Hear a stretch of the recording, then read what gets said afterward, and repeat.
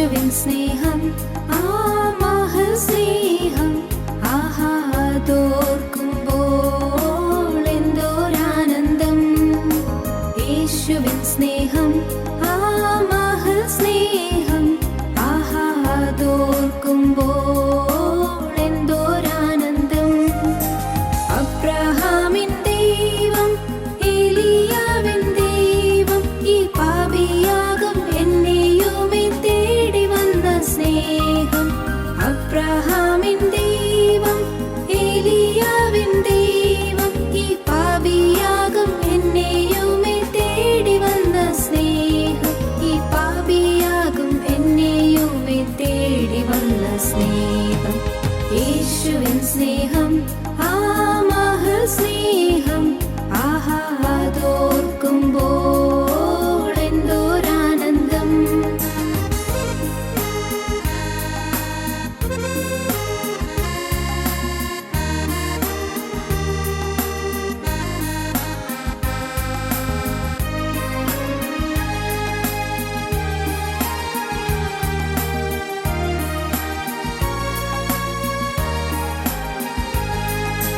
ഗോൽഗോഥാവിൻ മുകളിൽ സർവ്വലോക പാപ പരിഹാരമായി തൂങ്ങി മരിച്ചുയർത്തോരു സ്നേഹം.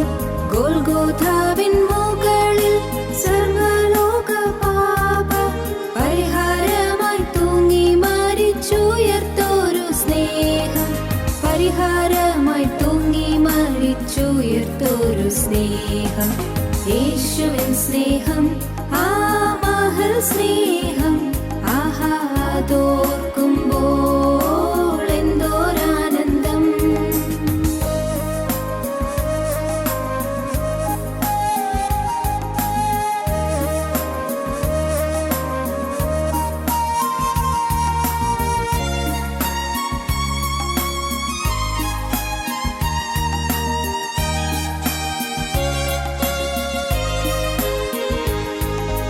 മശിഹയായി വന്നു മരണത്തെ ജയിച്ചു മനുഷ്യരെ മുറ്റും മാറ്റും ആ മഹസ്നേഹം. മശിഹയായി വന്നു മരണത്തെ ജയിച്ചു മനുഷ്യരെ മുറ്റും മാറ്റും ആ മഹസ്നേഹം. മനുഷ്യരെ മുറ്റും മാറ്റും ആ മഹസ്നേഹം. യേശുവിൻ സ്നേഹം ആ മഹസ്നേഹം ആഹാദോർക്കുമ്പോൾ എന്തോരാനന്ദം. യേശുവിൻ സ്നേഹം ആ മഹസ്നേഹം ആഹാദോർക്കുമ്പോൾ എന്തോരാനന്ദം. ഞങ്ങളും ക്രൂശിക്കപ്പെട്ട ക്രിസ്തുവിനെ പ്രസംഗിക്കുന്നു.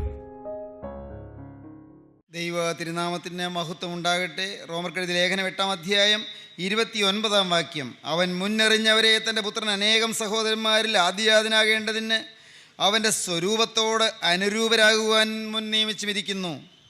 മുൻ നിയമിച്ചവരെ വിളിച്ചും വിളിച്ചവരെ നീതീകരിച്ചും നീതീകരിച്ചവരെ തേജസ്കരിച്ചും ഇരിക്കുന്നു. ഞാൻ മനോഹരമായൊരു പുസ്തകം പണ്ട് വായിച്ചിട്ടുണ്ട്. പ്രിസൺ ടു പ്രൈസ് എന്നാണ് ഇതിൻ്റെ പേര്. മെർലിൻ കറദേഴ്സ് എഴുതിയൊരു പുസ്തകമാണ്. പ്രിസൺ ടു പ്രൈസ്, തടവറയിൽ നിന്ന് പുകഴ്ചയിലേക്ക് എന്ന പേരിൽ അത് മലയാള ഭാഷയിൽ തർജ്ജമ ചെയ്ത് പ്രസിദ്ധീകരിച്ചിട്ടുണ്ട്. വായിക്കാൻ കൊള്ളാവുന്ന മനോഹരമായൊരു പുസ്തകമാണ് പ്രിസൺ ടു പ്രൈസ്, തടവറയിൽ നിന്ന് പുകഴ്ചയിലേക്ക്. അത് എഴുതിയ മെർലിൻ കറദേഴ്സ് എന്ന് പറയുന്ന ഭക്തനായ വിശ്വാസിയായ ആ ധന്യപുരുഷൻ, അദ്ദേഹം പരിശുദ്ധാത്മാവിന് നൽവരം പ്രാപിക്കാനായിട്ട് അദ്ദേഹം ഉപവാസത്തോടും പ്രാർത്ഥനയോടും കൂടി കാത്തിരുന്നു. പരിശുദ്ധാത്മാവിനെ പ്രാപിക്കണം, ജയജീവിതം വേണം, ദൈവത്തിൻ്റെ വേല ചെയ്യണം, ആത്മനിറവിന് ശുശ്രൂഷ നിവർത്തിക്കണം, ദൈവത്തിന് പ്രയോജനമുള്ളവനായി തീരണം, ജീവിതം അർത്ഥവത്തായി തീരണം. അതിന് പരിശുദ്ധാത്മാവിൻ്റെ കൃപ വേണം. അതിനുവേണ്ടി അദ്ദേഹം കാത്തിരുന്ന് പ്രാർത്ഥിക്കുകയായിരുന്നു. ഒരവസരത്തിൽ അദ്ദേഹം ഇങ്ങനെ പ്രാർത്ഥിച്ചു, God use me Lord use me. ദൈവമേ എന്നെ ഉപയോഗിക്കണമേ. ദൈവമേ എന്നെ ഉപയോഗിക്കണമേ, use me Lord use me. അല്പം കഴിഞ്ഞപ്പോൾ ഒരു ചെറിയ സ്വരം കേൾക്കാം, ഒരു മന്ദസ്വരം. No, I'm not going to use you, I want you to use me. ഞാൻ നിന്നെ ഉപയോഗിക്കാൻ ആഗ്രഹിക്കുന്നില്ല, നീ എന്നെ ഉപയോഗിക്കുന്നതിനാകുവാൻ ഞാൻ ആഗ്രഹിക്കുന്നു. ദൈവത്തിന് സ്തോത്രം. അദ്ദേഹം കേട്ട ശബ്ദം അതാണ്. I'm not going to use you, നിന്നെ ഉപയോഗിക്കാൻ എനിക്ക് താല്പര്യമില്ല, ഞാൻ നിന്നെ ഉപയോഗിക്കാൻ പോകുന്നില്ല. But I want you to use me, നീ എന്നെ ഉപയോഗിക്കുന്നതിനായി തീരാൻ ഞാൻ ആഗ്രഹിക്കുന്നു. എന്താണ് ഇതിൻ്റെ അർത്ഥം? ദൈവം നമ്മെ ഉപയോഗിക്കുകയല്ല, നാം ദൈവത്തെ ഉപയോഗിക്കുകയാണ്. കാരണം എല്ലാം നിവർത്തിക്കുന്ന ദൈവമാണ്. നമ്മെ അവൻ മുന്നറിഞ്ഞു. മുന്നറിഞ്ഞു, നമ്മെ അവൻ മുന്നറിഞ്ഞു. അവൻ മുന്നറിഞ്ഞവരെ തൻ്റെ പുത്രൻ അനേകം സഹോദരന്മാരിൽ ആദ്യജാതനാകേണ്ടതിന് അവൻ്റെ സ്വരൂപത്തോട് അനുരൂപരാകുവാൻ മുൻ നിയമിച്ചിരിക്കുന്നു. നിയമിച്ചു, മുന്നമേ അറിഞ്ഞു, മുന്നമേ നിയമിച്ചു. മുന്നറിഞ്ഞവരെ മുൻ നിയമിച്ചിരിക്കുന്നു. തീർന്നില്ല. മൂന്നാമതെന്താണ്? അവൻ മുന്നറിഞ്ഞവരെ തൻ്റെ പുത്രൻ അനേകം സഹോദരന്മാരിൽ ആദ്യജാതനാകേണ്ടതിന് അവൻ്റെ സ്വരൂപത്തോട് അനുരൂപരാകുവാൻ മുൻ നിയമിച്ചിരിക്കുന്നു. മുൻ നിയമിച്ചവരെ വിളിച്ചും മുൻ നിയമിച്ചവരെ വിളിക്കുന്നു. ദൈവത്തിന് സ്തോത്രം. എല്ലാം ദൈവം ചെയ്യുകയാണ്. മുന്നമേ അറിഞ്ഞു, മുന്നമേ നിയമിച്ചു, വിളിച്ചു. അത് കഴിഞ്ഞു. എന്താണ് ചെയ്തത്? അവൻ വിളിച്ചിട്ട് അവരെ തെരഞ്ഞെടുത്തു. എഫേസ്യ ലേഖനം 1-ാം അധ്യായം 4-ാം വാക്യത്തിൽ കഴിഞ്ഞൊരു പ്രസംഗത്തിൽ നാം അത് കണ്ടതാണ്. അവൻ നമ്മെ തെരഞ്ഞെടുത്തു, മുന്നമേ അറിഞ്ഞു, മുന്നമേ നിയമിച്ചു, അവൻ നമ്മെ വിളിച്ചു, അവൻ നമ്മെ തെരഞ്ഞെടുത്തു. തീർന്നില്ല. അഞ്ചാമതായി എഫേസ്യ ലേഖനം 1-ാം അധ്യായം 5-ാം വാക്യത്തിൽ അവൻ നമ്മെ ദത്തെടുത്തു. ദൈവം അന്യഭവനത്തിൽ പിറന്നവരായി നമ്മെ, അന്യൻ്റെ മക്കളായ നമ്മെ ദൈവം സ്വന്തം മകനെ പോലെ നമ്മെ തിരഞ്ഞെടുത്തു. നമ്മെ ദത്തെടുത്തു, നമ്മെ അഡോപ്റ്റ് ചെയ്തു, നമ്മെ ദത്തെടുത്തു. ദൈവത്തിന് സ്തോത്രം. പിശാചിൻ്റെ സന്തതിയായ മനുഷ്യനെ, സാത്താൻ്റെ പ്രകൃതിയുള്ള മനുഷ്യനെ, പൈശാചിക വ്യാപാരമുള്ള മനുഷ്യനെ സ്നേഹവാനായ ദൈവം ദത്തെടുത്ത് സ്വന്തം മകനാക്കി തീർത്തു. ദത്തെടുത്തു. തീർന്നില്ല. ആറാമതായി അവൻ മുന്നറിഞ്ഞവരെ തൻ്റെ പുത്രൻ അനേകം സഹോദരന്മാരിൽ ആദ്യജാതനാകേണ്ടതിന് അവൻ്റെ സ്വരൂപത്തോട് അനുരൂപരാകുവാൻ മുൻ നിയമിച്ചിരിക്കുന്നു. മുൻ നിയമിച്ചവരെ വിളിച്ചും വിളിച്ചവരെ നീതീകരിച്ചും നീതീകരിച്ചവരെ തിരസ്കരിച്ചിരിക്കുന്നു. വിളിച്ചു, തെരഞ്ഞെടുത്തു, ദത്തെടുത്തു. തീർന്നില്ല. അവരെ നീതീകരിച്ചു. നീതീകരണം. ഈ വാക്ക്, ഈ നീതീകരണം എന്ന് പറയുന്ന പദം, അത് എത്ര വിവരിച്ചാലും തീരുകയില്ല, എത്ര പറഞ്ഞാലും തീരുകയില്ല. കുറ്റവാളിയായ എന്നെ കുറ്റമില്ലാത്തവനെന്ന് മുദ്ര കുത്തി തരുന്നതാണ് നീതീകരണം. നീതികെട്ടവനായ എന്നെ നീതിമാനെന്ന് സർവകൃപാലുവായ ദൈവം, നിത്യോന്നതനായ ദൈവം നീതിമാനെന്ന് സർട്ടിഫൈ ചെയ്യുന്നതാണ് നീതീകരണം. അൺജസ്റ്റായ എന്നെ ജസ്റ്റ് എന്ന് നിത്യനായ ദൈവം എന്നെ സ്വീകരിക്കുന്നതാണ് നീതീകരണം, എന്നെ അംഗീകരിക്കുന്നതാണ് നീതീകരണം. മുഴുവൻ പാപത്തിൽ പിറന്നവനായ എന്നെ, അകൃത്യത്തിൽ ഞാൻ ഉരുവായി പാപത്തിൽ എൻ്റെ അമ്മ എന്നെ ഗർഭം ധരിച്ചു എന്ന് പറയത്തക്കവണ്ണം ജനിക്കുമ്പോൾ തന്നെ പാപമയ പ്രകൃതിയോടുകൂടി പിറക്കുന്നവനായ എന്നെ നീതിമാന് എന്ന് ദൈവം പരിഗണിക്കുന്നതാണ്, ദൈവം അങ്ങനെ കണക്കാക്കുന്നതാണ് നീതീകരണം. ദൈവത്തിന് സ്തോത്രം. ദൈവത്തിൻ്റെ വലിയ നാമം മഹത്വപ്പെടട്ടെ. പ്രിയപ്പെട്ടവരെ, നമ്മിൽ സാത്താൻ്റെ വിഷമുള്ളുണ്ട്, പിശാചിൻ്റെ വിഷമുള്ള പാപം, വിഷമുള്ളുണ്ട്. നമ്മിൽ സാത്താൻ്റെ വിഷമുള്ള ഏറ്റിട്ടുണ്ട്. ഒരു ചെറിയ ഉദാഹരണം. 2 കുട്ടികൾ, ചേട്ടനും അനിയനുമാണ്. പിള്ളേരെ വീട്ടിൽ നിന്നിറങ്ങി വെറുതെ പറമ്പിൽ കൂടി നടക്കുകയായിരുന്നു. അപ്പോൾ ആ സമയത്ത് പല കുറ്റിപ്പടർപ്പുകളും ചെടികളും മരങ്ങളും എല്ലാം അവിടെ നിൽപ്പുണ്ട്. അതിൽ നിന്ന് ഏതോ ഒരു തേനീച്ച പോലത്തെ ഏതോ ഒരു പ്രാണിയോ തേനീച്ചയാവില്ല. വലിയ വൻതേൻ കിട്ടുന്ന വലിയ തരം തേനീച്ചകളൊക്കെ ഉണ്ടല്ലോ, അതാണ് ആകാം, അല്ല കടന്നലാണോ ആവോ, ഏതോ ഒരു വലിയ ഒരു പ്രാണി വന്ന് ഈ മൂത്ത കുഞ്ഞിനെ കൊത്തി. അയ്യോ, അത് സഹിക്കവയ്യാത്ത വേദന. നിമിഷ നേരം കൊണ്ട് ആ കുഞ്ഞിൻ്റെ കൊത്തുകൊണ്ടിടങ്ങ് തടിച്ചു. വേദന സഹിക്കവയ്യ. കൊച്ചു ഉച്ചത്തിൽ കരയുകയാണ്. അമ്മ ഓടി വന്നു, അപ്പനോടി വന്നു, എല്ലാവരും ഓടി വന്നു. കൊച്ചിനെ ചേർത്തണച്ച് പിടിച്ചു. മനസ്സിലായി കൊത്തിയ സ്ഥലം. അവിടെ നല്ലതുപോലെ നീരുമെത്തിയിട്ടുണ്ട്, അസഹ്യമായ വേദനയുണ്ട്. ആ സമയത്ത് ഇളയ കൊച്ചു ഉച്ചത്തിൽ കരയാൻ തുടങ്ങി. ഇളയമോൻ കരയുന്നതിനാ? ആ ജീവി, ഈ കൊത്തിയ ജീവി ആ കൊച്ചിൻ്റെ പേരെ പറന്നു വരുന്നു. അയ്യോ, എന്നെയും കൊത്തും, എന്നെയും കൊത്തും. കുട്ടി ഇങ്ങനെ ഉച്ചത്തിൽ കരയുകയാണ്. അയ്യോ, എന്നെ കൊത്തും, എന്നെ ഇപ്പോൾ കൊത്തും, അയ്യോ എന്നെ കൊത്തും, അയ്യോ എന്നെ കൊത്തും. ഈ ചേട്ടൻ കരയുന്നത് അനിയൻ കണ്ടില്ലേ? ഭയങ്കരമായ വേദനയിൽ ചേട്ടൻ പിടയുന്നത് കണ്ടില്ലേ? എന്നെയും കൊത്തും. ഉടനെ അപ്പം പറഞ്ഞു, മോനെ നീ പേടിക്കണ്ട, അത് ഇനി കൊത്തിയാൽ ഒന്നും ഫലപ്പെടില്ല. അതിൻ്റെ കൊമ്പ് ഇവൻ്റെ ദേഹത്തിരിക്കുക. അവൻ്റെ കൊമ്പ്, കുത്തിയ ആ കൊമ്പുണ്ടല്ലോ, അത് നിൻ്റെ ചേട്ടൻ്റെ ദേഹത്തിരിപ്പുണ്ട്. അതവിടെ ഉള്ളിടത്തോളം അവനിനി കൊത്താൻ കൊമ്പില്ല. അവൻ്റെ ആ സൂചിമന പോലത്തെ കൊമ്പ് ഒടിഞ്ഞുപോയി. നീ പേടിക്കണ്ട. ഇതൊരു ചെറിയ ഉദാഹരണമാണ്, ലളിതമായൊരു ഉദാഹരണം. എന്താണ് മനസ്സിലായോ നിങ്ങൾക്ക് പ്രിയപ്പെട്ടവരെ? കരുണയുള്ള കർത്താവ് സാത്താൻ്റെ കുത്തേറ്റു. എൻ്റെ ദൈവത്തിന് സ്തോത്രം. ഇളയ സഹോദരങ്ങളായി നമ്മെ രക്ഷിക്കുവാൻ, മൂത്ത മകൻ അനുജന്മാരെ രക്ഷിക്കാൻ അവൻ പിശാചിൻ്റെ കുത്തേറ്റു. ഇവിടെ പറയുന്നത് എന്താണ്? അവൻ മുന്നെറിഞ്ഞവരെ തൻ്റെ പുത്രൻ അനേകം സഹോദരന്മാരിൽ ആദ്യജാതനാകേണ്ടതിന് അവൻ്റെ സ്വരൂപത്തോട് അനുരൂപരാകുവാൻ നിയമിച്ചിരിക്കുന്നു. നമ്മെ നീതീകരിക്കാൻ, നമ്മെ കുറ്റമില്ലാത്തവരെന്ന് വിധിക്കുവാൻ, നമ്മെ കുറ്റമില്ലാത്തവരെന്ന് അംഗീകരിച്ചു തരുവാൻ കരുണയുള്ള കർത്താവ് പാപത്തിൻ്റെ സകല വേദനയും സകല ശിക്ഷയും തൻ്റെ മേലേറ്റു. ക്രിസ്തു ആ ഭീകരനായ പൈശാചികൻ്റെ പാപത്തിൻ്റെ വിഷമുള്ളേറ്റു. പാപം ചെയ്തിട്ടില്ലാത്ത ക്രിസ്തു ഒരു പാപിയെപ്പോലെ കുരിശിന്മേൽ കിടന്ന് പിടഞ്ഞു. 2 കൊള്ളക്കാരുടെ മധ്യത്തിൽ, 2 കൊലയാളികളുടെ മധ്യത്തിൽ, 2 ഭീകരന്മാരുടെ മധ്യത്തിൽ, അവരിലൊരാളെപ്പോലെ ആ 2 കവർച്ചക്കാരുടെ മധ്യത്തിൽ, ആ 2 കള്ളന്മാരുടെ മധ്യത്തിൽ അവരിലൊരാളെപ്പോലെ ക്രിസ്തു ക്രൂശിന്മേൽ കിടന്നു. എന്തിന്? അവൻ ആദ്യജാതൻ. ഇനി വരാനിരിക്കുന്ന മക്കളെയെല്ലാം പാപത്തിൻ്റെ ഈ ഭീകരമായ സൂചിമനയിൽ നിന്ന് വിടുവിക്കുവാൻ, വിഷമുള്ളിൽ നിന്ന് രക്ഷിക്കുവാൻ കരുണയുള്ള കർത്താവ് ആ വിഷമുള്ള സ്വയം ഏറ്റെടുത്തു. അതിൻ്റെ വേദന കർത്താവ് സ്വയം ഏറ്റെടുത്തു.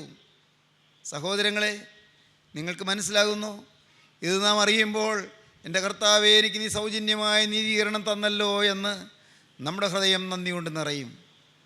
യാതൊരു തിന്മയും ചെയ്യാത്ത ദൈവപുത്രൻ മഹാപാപിയായ എൻ്റെ പാവങ്ങൾ അവനെല്ലാം സ്വയം ഏറ്റെടുത്ത് എനിക്ക് വേണ്ടി സാത്താൻ്റെ കുത്തേറ്റല്ലോ, പൈശാചികൻ്റെ ഭീകരമായ ശിക്ഷയേറ്റല്ലോ, പൈശാചിക മനുഷ്യരുടെ കയ്യിൽ അവിടുന്ന് ഏൽപ്പിക്കപ്പെടുകയും അവിടുന്ന് ക്രൂശ് മരണം വരിക്കുകയും ചെയ്തല്ലോ. നാഥ, എല്ലാവരും ഭൂമിയിൽ ജനിക്കുന്നത് ജീവിക്കാനാണ്, അവിടുന്ന് ജനിച്ചതോ മരിക്കാനാണ്. എല്ലാവരും ഭൂമിയിൽ ജനിക്കുന്നത് ജീവിക്കാനാണ്, യേശുവേ അവിടുന്ന് ജനിച്ചതോ മരിക്കാനാണ്. ആ പരമയാഥാർത്ഥ്യം ഞാനിപ്പോൾ മനസ്സിലാക്കുന്നു. എൻ്റെ ബുദ്ധിയിൽ ഒതുങ്ങുന്നതല്ല ഇത്, എൻ്റെ ഈ ചെറിയ ബുദ്ധിയിൽ ഇത് ഒതുങ്ങുന്നതല്ല, കൊള്ളുന്നതല്ല. എന്നാൽ ഞാനത് വിശ്വസിക്കുന്നു. എൻ്റെ പാപത്തിൻ്റെ വിഷമുള്ളെല്ലാം എന്നിൽ നിന്ന് മാറ്റുവാൻ നീ എൻ്റെ പാപത്തിൻ്റെ ശിക്ഷ നിൻ്റെ ശരീരത്തിൽ വഹിച്ചു. പാപമേശാത്തതായ നിൻ്റെ മേലാ ശിക്ഷ മുഴുവൻ നീ ഏറ്റുവാങ്ങി എന്നെ നീ മോചിപ്പിച്ചു. സൗജന്യമായ നീതീകരണം എനിക്ക് തന്നു. അവൻ മുന്നറിഞ്ഞവരെ തൻ്റെ പുത്രൻ അനേകം സഹോദരന്മാരിൽ ആദ്യജാതനാകേണ്ടതിന് അവൻ്റെ സ്വരൂപത്തോട് അനുരൂപരാകുവാൻ മുൻ നിയമിച്ചിരിക്കുന്നു. മുൻ നിയമിച്ചവരെ വിളിച്ചും വിളിച്ചവരെ നീതീകരിച്ചുമിരിക്കുന്നു. ദൈവത്തിന് സ്തോത്രം. പ്രിയപ്പെട്ടവരെ, നിങ്ങൾ എന്താണ് കേൾക്കുന്നത്? ഞാൻ എന്താണ് ധ്യാനിക്കുന്നത്? ഞാൻ ഭയത്തോടെ നിൽക്കുകയാണ്. കർത്താവേ, എൻ്റെ യാതൊരു നന്മ പ്രവൃത്തി കൊണ്ടും എനിക്ക് പാപത്തിൽ നിന്ന് മോചനം കിട്ടുകയില്ല. എൻ്റെ പ്രാർത്ഥനയുടെ മേന്മ കൊണ്ട് എനിക്ക് രക്ഷ കിട്ടുകയില്ല. എൻ്റെ ജാഗരണത്തിൻ്റെയും ഉപവാസത്തിൻ്റെയും എൻ്റെ ധ്യാനത്തിൻ്റെയും മേന്മ കൊണ്ട് എനിക്ക് മോചനം കിട്ടുകയില്ല. ഞാൻ എന്തെല്ലാം നന്മ പ്രവൃത്തി ചെയ്താലും ഏതെല്ലാം പുണ്യപ്രവൃത്തി ചെയ്താലും അതുകൊണ്ട് എനിക്ക് മോചനം കിട്ടുകയില്ല. എനിക്ക് മോചനം തരാൻ പാപിയായ എൻ്റെ പാപം മുഴുവൻ ഏറ്റെടുത്ത് അതിന് ശിക്ഷ മുഴുവൻ ക്രൂശിൽ വഹിച്ച രക്ഷക, ഞാൻ നിൻ്റെ മുമ്പിൽ എന്നെ തന്നെ സമർപ്പിക്കുകയാണ്. നിൻ്റെ പരിശുദ്ധമായ പാദത്തിൽ, ആ ആണിപ്പാടുള്ള പാദത്തിൽ എൻ്റെ ആയുസ് ഞാൻ ഏൽപ്പിക്കുകയാണ്. ദൈവത്തിന് സ്തോത്രം. ഇത് നിങ്ങളുടെ ഹൃദയത്തിൽ ആ തീരുമാനം വരുമ്പോൾ, അപ്പോഴാണ് പ്രിയപ്പെട്ടവരെ ക്രിസ്തുവിൻ്റെ ആ തിരുരക്തത്തിൻ്റെ ശക്തി നിങ്ങളിലേക്ക് പകരുന്നത്. റിഡംറ്റീവ് പ്രൈസ് നിങ്ങൾ കാണുമ്പോൾ റിഡംറ്റീവ് പവർ നിങ്ങളിലേക്ക് ഒഴുകുന്നു. ദൈവത്തിന് സ്തോത്രം. ദൈവത്തിൻ്റെ വലിയ നാമം മഹത്വപ്പെടട്ടെ. ദൈവത്തിന് സ്തോത്രം. ദൈവത്തിൻ്റെ ആ പരിശുദ്ധമായ സ്വർഗീയ പ്ലാൻ, ഒന്ന്, ദൈവം നമ്മുടെ നന്മയ്ക്കായി ചെയ്യുന്ന പ്ലാൻ. രണ്ട്, അത് ദൈവത്തിൻ്റെ മഹത്വത്തിനായി ചെയ്യുന്നത്. നമ്മുടെ നന്മ എന്താണ്? ആ ദൈവത്തിൻ്റെ മഹത്വം നാം പ്രാപിക്കുക എന്നുള്ളത് തന്നെ. നിങ്ങൾക്ക് മനസ്സിലായോ? എനിക്കറിയാൻ പാടില്ല. നമ്മുടെ നന്മ എന്ന് പറയുന്നത് നാം ദൈവത്തിൻ്റെ മഹത്വം പ്രാപിക്കുക എന്നുള്ളതാണ്. ദ ഗ്ലോറി ഓഫ് ഗോഡ്, ദൈവത്തിൻ്റെ മഹത്വം, അത് നാം സ്വന്തമാക്കുക, അത് നമുക്ക് ലഭിക്കുക. അതിനെന്താണ് ചെയ്യേണ്ടത്? അവൻ്റെ പുത്രൻ്റെ സ്വരൂപത്തോട് നാം അനുരൂപരായി തീരുക. കോരിന്ത്യർക്ക് എഴുതിയ 2-ാമത്തെ ലേഖനത്തിൽ അപ്പോസ്തലൻ അതിനെക്കുറിച്ച് 3-ാം അധ്യായത്തിൽ പറയും. എന്താണ് പറയുന്നത്? കർത്താവിൻ്റെ തേജസ്സിനെ കണ്ണാടി പോലെ പ്രതിബിംബിക്കുന്നവരായി നാം എല്ലാവരും ആത്മാവാകുന്ന കർത്താവിൻ്റെ ദാനമായി തേജസ്സിന്മേൽ തേജസ് പ്രാപിച്ച് അതേ പ്രതിമയായി രൂപാന്തരപ്പെടുന്നു. ഈ നീതീകരണം ലഭിച്ചാൽ അവിടം കൊണ്ട് നിൽക്കുകയില്ല. നാം തേജസ്സിലേക്ക് മാറുകയാണ്. ആന്തരികമായി ശുദ്ധീകരണം പ്രാപിക്കുകയാണ്. അകത്ത് പുതുക്കം പ്രാപിക്കുകയാണ്. അകത്ത് രൂപാന്തരം പ്രാപിക്കുകയാണ്. വളരെ ചെറുതെന്ന് നാം കരുതുന്നതായ കാര്യത്തിൽ പോലുമുള്ള പാപം നാം മനസ്സിലാക്കുകയും അത് നമ്മുടെ ജീവിതത്തിൽ മാറ്റുവാൻ നാം നിരന്തരം പ്രാർത്ഥിക്കുകയും ചെയ്യുകയാണ്. പ്രിയപ്പെട്ടവരെ, ഒരണുവിൽ പോലും പാപം പറ്റരുത് എന്ന് നമുക്ക് നിർബന്ധം വരികയാണ്. ആരോടും നീരസം വരാതെ, ആരോടും കയ്പില്ലാതെ, ആരോടും പകയില്ലാതെ, ആരെക്കുറിച്ചും മുൻവിധിയില്ലാതെ എല്ലാവരെയും ആദരിക്കാനും സ്നേഹിക്കാനും കർത്താവിൻ്റെ ആത്മാവ് നമ്മിൽ വസിച്ചുകൊണ്ട് നമുക്ക് ക്രിസ്തുവിൻ്റെ സ്വഭാവം തരികയാണ്. ദൈവത്തിന് സ്തോത്രം. അവൻ്റെ പുത്രൻ്റെ സ്വരൂപത്തോട് നാം അനുരൂപരായി ആ തേജസ്സിന്മേൽ തേജസ് പ്രാപിച്ച് അതേ പ്രതിമയായി നാം രൂപാന്തരപ്പെടുകയാണ്. നീതീകരിക്കുന്നു, നീതീകരിച്ചവരെ തേജസ്കരിച്ചുമിരിക്കുന്നു. ദൈവത്തിന് സ്തോത്രം. ദൈവത്തിൻ്റെ വലിയ നാമം മഹത്വപ്പെടട്ടെ. ആ മഹോന്നതമായ കാര്യത്തെക്കുറിച്ച് പറയാനുള്ള യോഗ്യത എനിക്കില്ല. അത് പറയാനുള്ള ആത്മാവിൻ്റെ കഴിവും എനിക്കില്ല. എന്നാൽ ഞാൻ കൊതി പൂണ്ട് പറയട്ടെ, സഹോദരങ്ങളെ, ഞാൻ വളരെ ആർത്തിയോടെ പറയട്ടെ, നിങ്ങളുടെ ഓരോരുത്തരുടെയും ജീവിതത്തിൽ പോരാ, എൻ്റെയും ഈ നിസ്സാരമായ ജീവിതത്തിൽ വയസ്സ് ഇത്രയുമായി, ഇനിയും എൻ്റെ കർത്താവെ ചുരുങ്ങിയൊരു കാലം, എത്രയുണ്ട് എനിക്കറിഞ്ഞുകൂടാ, എത്രയോ ചുരുങ്ങിയൊരു സമയം. എൻ്റെ ദൈവമേ, ഉള്ള കാലം നിൻ്റെ സ്വഭാവം പ്രാപിച്ചേ പറ്റൂ, നിൻ്റെ പ്രതിമ പ്രാപിച്ചേ പറ്റൂ, നിൻ്റെ അതേ ആളത്വം പ്രാപിച്ചേ പറ്റൂ, നിൻ്റെ അതേ ഹൃദയം പ്രാപിച്ചേ പറ്റൂ. യേശുവേ, നിൻ്റെ മനസ്സ് പ്രാപിച്ചേ പറ്റൂ. പാപമയമായ എൻ്റെ പ്രകൃതി മുഴുവനായി കത്തിത്തീർന്ന് നിൻ്റെ പരിശുദ്ധാത്മാവിൻ്റെ തീയനിലൂടെ പ്രവഹിച്ച് എൻ്റെ പാവപ്രകൃതി മുഴുവനായി കത്തിത്തീർന്ന്, കർത്താവേ, എൻ്റെ പഴയ സ്വഭാവം മുഴുവൻ കത്തി ഞാൻ എന്ന് പറയുന്ന മനുഷ്യൻ ഒരു പൂർണ്ണ ആത്മീയനായി തേജസ്സിന്മേൽ തേജസ് പ്രാപിച്ച് ക്രിസ്തുവിനതേ പ്രതിമയായി രൂപാന്തരപ്പെട്ടേ പറ്റൂ. ദൈവത്തിന് സ്തോത്രം. നിങ്ങളുടെ ഹൃദയത്തിൽ ഈ ദാഹം വരുന്നുണ്ടോ? നിങ്ങളുടെ ഹൃദയത്തിൽ ഈ ആശ വരുന്നുണ്ടോ? പ്രിയപ്പെട്ടവരെ, ഈ ലോക ജീവിതത്തിൽ ഈ ഭാഗ്യ അനുഭവം നമുക്ക് പ്രാപിക്കാം. സാധിക്കും, സംശയിക്കേണ്ട. അത് ഏതെങ്കിലും സിദ്ധന്മാർക്കോ താപസന്മാർക്കോ മാത്രം സാധിക്കുന്ന കാര്യമല്ല.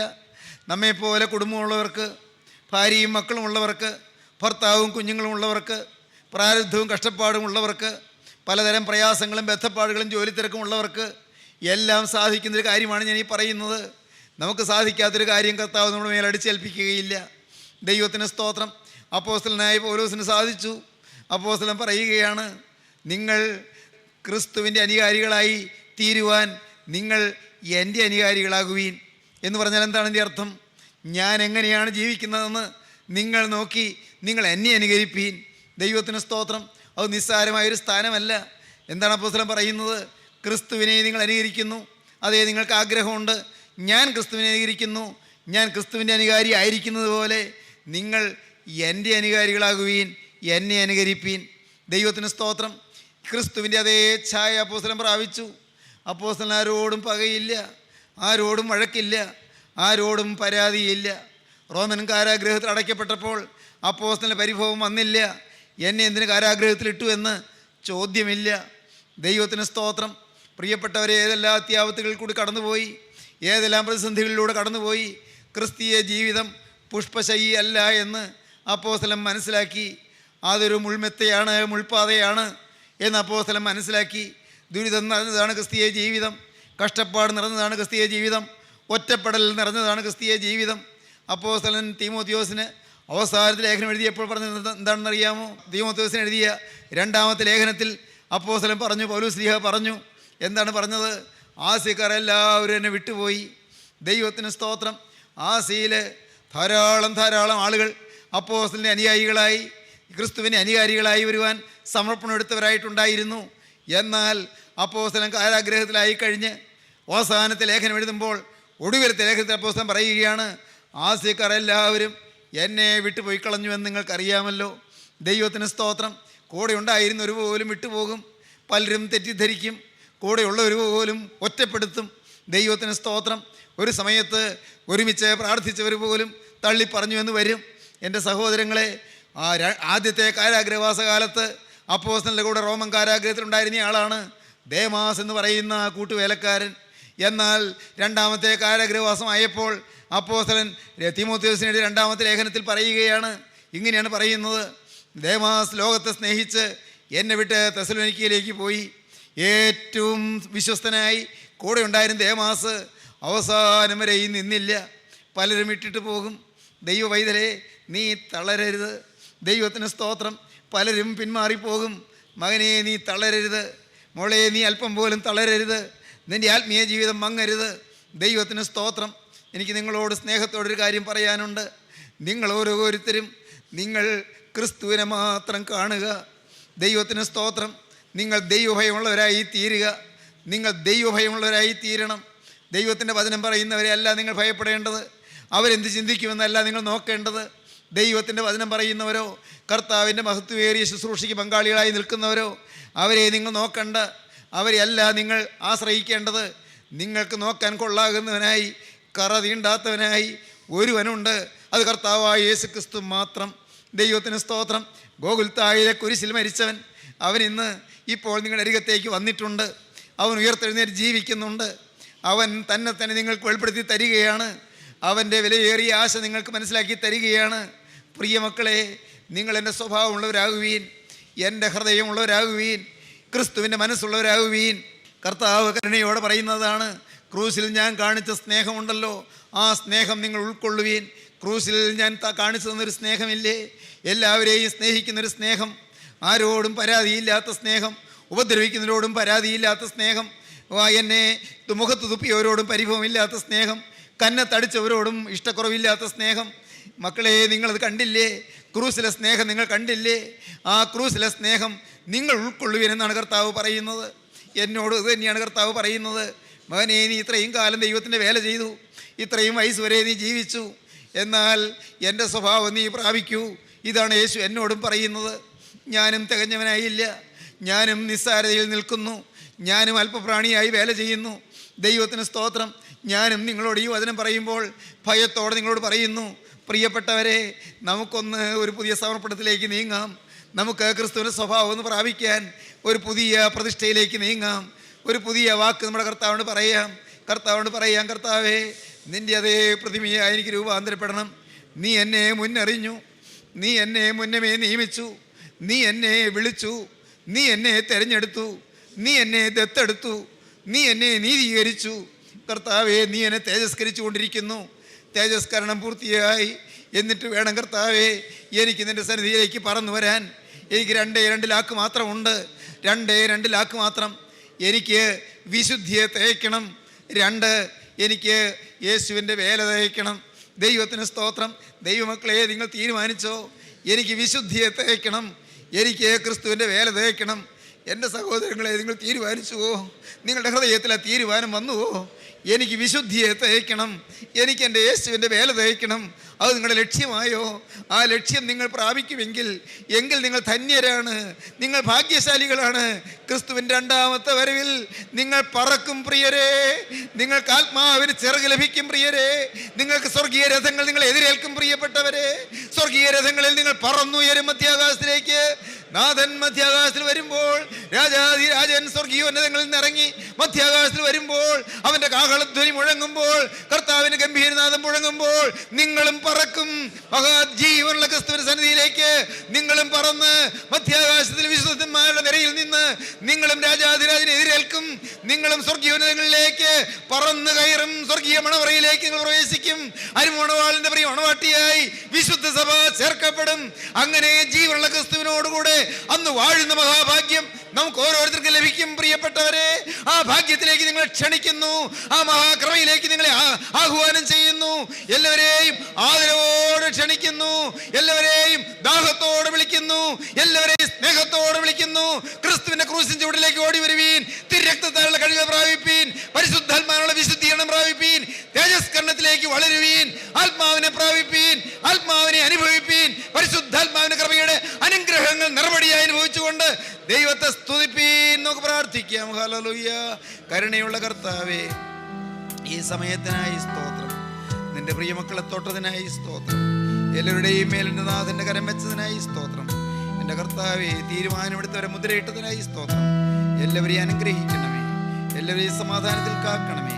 കുടുംബങ്ങളിലേക്ക് സമാധാനം നിറഞ്ഞു വരണമേ. എൻ്റെ കരുണയുള്ള കർത്താവേ, രോഗബാധകൾ മാറ്റണമേ കർത്താവേ. പാപദോഷങ്ങൾ നീക്കണമേ കർത്താവേ. മനസ്സമാധാനമില്ലാതെ മനസ്സ് ഉഷ്ണിച്ചിരിക്കുന്നവർക്ക് ഒരു ശാന്തി കൊടുക്കണമേ കർത്താവേ. ഹൃദയം പതറിയിരിക്കുന്നവരെ ധൈര്യപ്പെടുത്തണമേ കർത്താവേ. ചഞ്ചല ഹൃദയരെ ഒന്ന് ഉറപ്പിക്കണമേ കർത്താവേ. ഭീരുക്കളെ ബലപ്പെടുത്തണമേ, ധൈര്യശാലികളാക്കണമേ കർത്താവേ. എൻ്റെ ദൈവമേ, വാടിത്തളർന്ന് വന്നവരെ എൻ്റെ നാഥൻ സമാധാനത്തോടെ എഴുന്നേൽപ്പിച്ച് പറഞ്ഞയക്കണമേ. മഹത്വം തിരുമേനി എടുക്കണമേ. യേശുക്രിസ്തുവിൻ്റെ പരിശുദ്ധമായ നാമത്തിൽ തന്നെ. ആമീൻ. ഹല്ലേലൂയ. സ്തോത്രം.